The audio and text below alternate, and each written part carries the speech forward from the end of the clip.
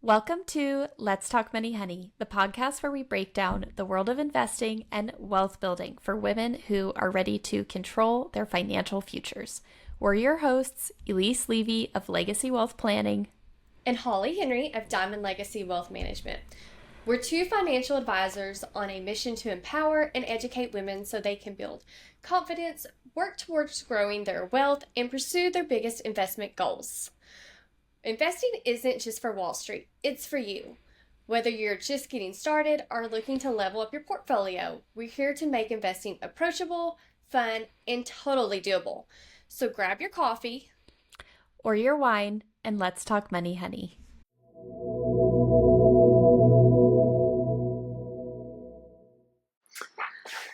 All right, welcome to another episode of Let's Talk Money, Honey. Today we have a great topic. We're going to talk about the expensive lie about playing it safe with money. So, Holly, what does that even mean? So I think really what it means for us as financial advisors is we meet with a lot of people that just don't know exactly how much needs to be in their savings account or checking account. And so they may have stored up a large pile of cash and they don't know what to do with it. And at some point it's like, we have to invest it if you're wanting to have your money make money. And I think, cash always feels safe because it isn't invested in the stock market, so it doesn't fluctuate in value. It's liquid if it's in the bank, unless it's maybe in a CD or something like that has a specific maturity date. It's very liquid. But the problem is like if you're at Bank of America, the interest it's probably earning is 0.01%. Yes, that is the problem is typically money in the bank is not keeping up with inflation right now. Right. And so to a certain degree, your money is losing value. And I especially find this with like older people. It's like they get nervous. And so they may store up tens of thousands or hundreds of thousands. And they feel very, very comfortable with CDs. But there for a while, CDs, they're paying better now, but they weren't paying hardly anything. And so it gets to the point, it's like, we've got to take a little bit more extra risk. And for a lot of people, like you said, it's unnerving. Absolutely. And so there is such a thing as too much cash is what Holly and I are getting at. And it is funny because we do really encourage, the first thing we encourage with people is building your emergency fund. Mm-hmm. So we're not anti-cash. I think both Holly and I are pretty pro having cash on the sidelines because it is such a powerful tool.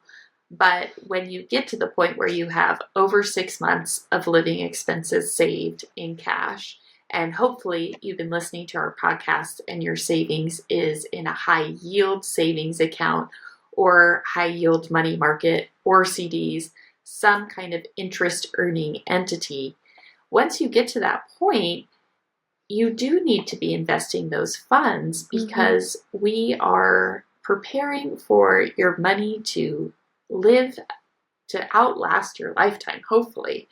And what we're preparing for is obviously retirement, but also end-of-life care or just any needs you need in the future of your lifetime. And you can see, my obvious example is groceries. It's the easiest one to look at.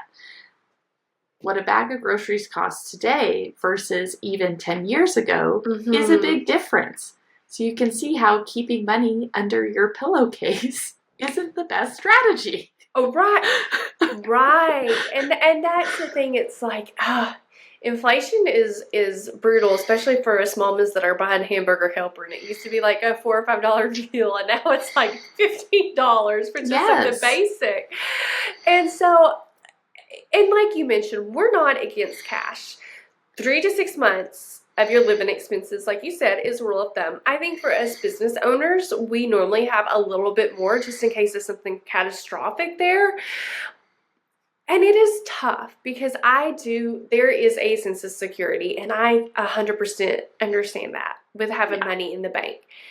And even as a financial advisor, like I sometimes have too much in what I call my nest egg, because I want to know that if an emergency happens, I can get to it right away.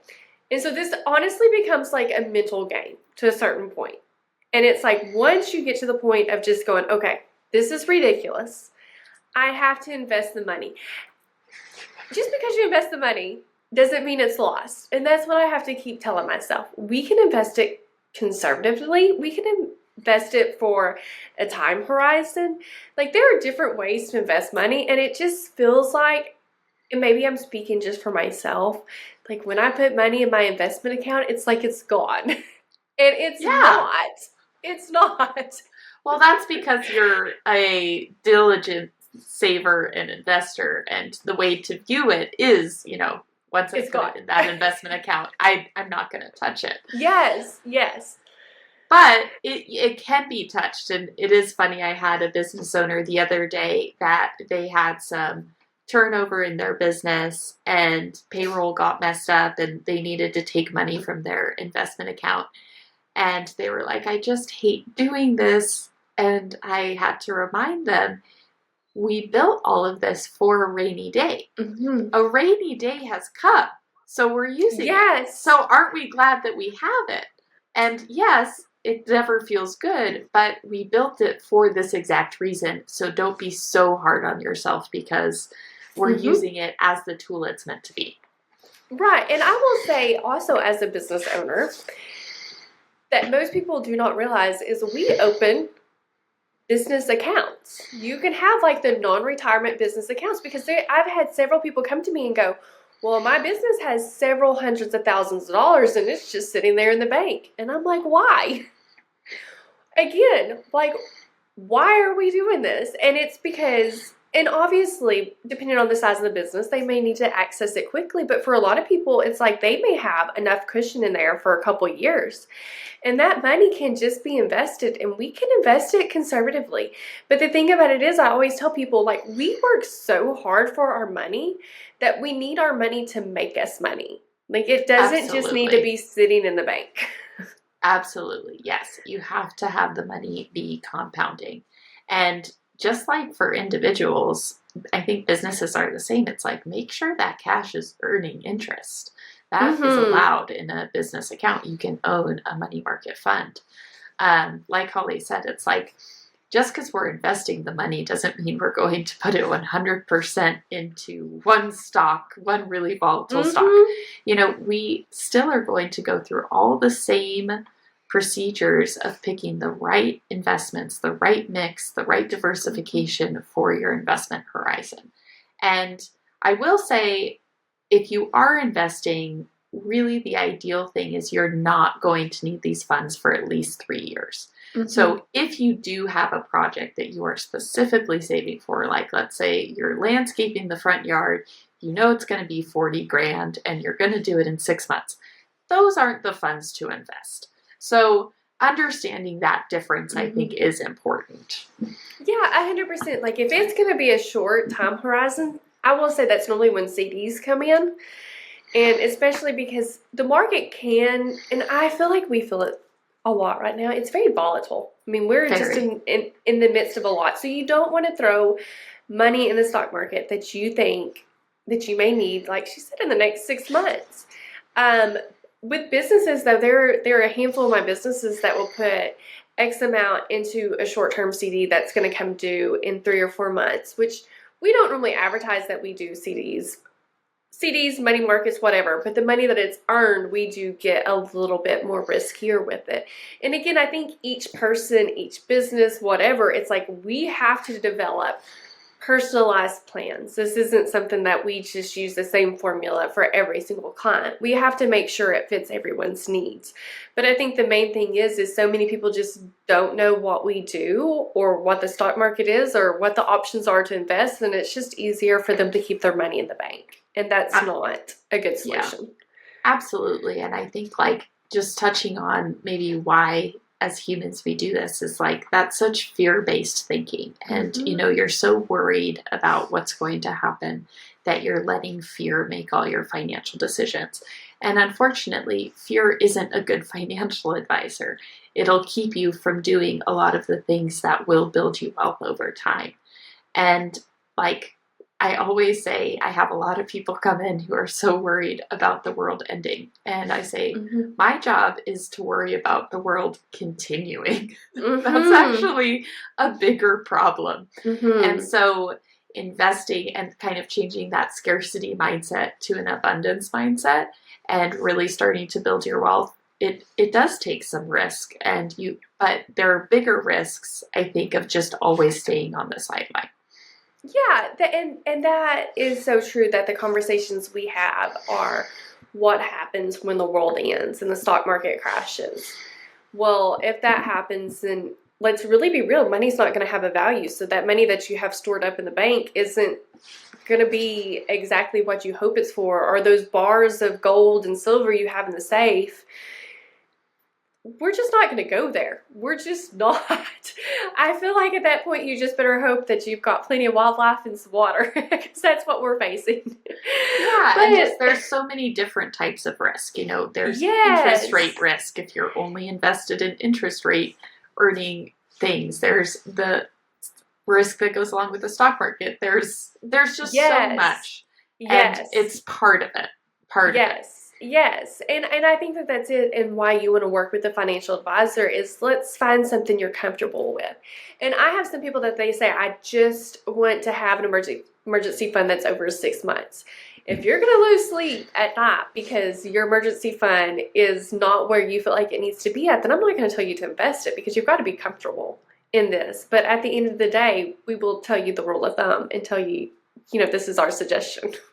Absolutely. And I think the right, maybe on paper decision isn't always the right decision for you psychologically and emotionally, and that's okay. And I think that's why it's good to work with a financial advisor, because you can find that common ground of, okay, well, let's find a happy medium where we're making the right choices for building your wealth, but you also feel emotionally comfortable and stable in the choices that we're making. Yes. Because it's different for every single person, right, Holly? It is. And money is a very, very personal thing. And some people just don't even like to talk about it. But I think it's worth just exploring the conversation. And something that we always say is just talk to us about it. We don't sit here and just because you have a consultation, we're not going to charge you. I think it's just people don't want to come out and even explore their options because of the fear. Absolutely. And I think one great example I want to say before wrapping up about emotional decision versus financial decision is paying off your mortgage. And that's a conversation I have with so many of my clients. And it's always the same. They're like, I know it's not the financially right decision, but I want to pay off my mortgage, because for me, mentally, that feels like such a good thing. And I'm going to feel so much better afterwards, even though I have a good interest rate. And even though I know I can earn more investing, I want to do this. And that's an emotional decision, but if that's what you want to do, you're allowed to do that. Yeah, and I do think that as financial advisors, we do respect the boundaries of our clients. We are not wanting to create discomfort for you. We're just wanting to make sure that your money is working the way it should be. Absolutely. Anything else before we wrap up, Holly? No, I think that is it. Just remember, if y'all like these videos, be sure to subscribe. There's more out there. And we also have a monthly newsletter that if you want to sign up for, be sure and reach out to us. I feel like Elise and I are easy to access. So if there's any questions, yeah, don't hesitate to reach out to us. This is our passion, and we just want to help everyone out. Awesome. Thank you for listening, everyone. Tune in next time.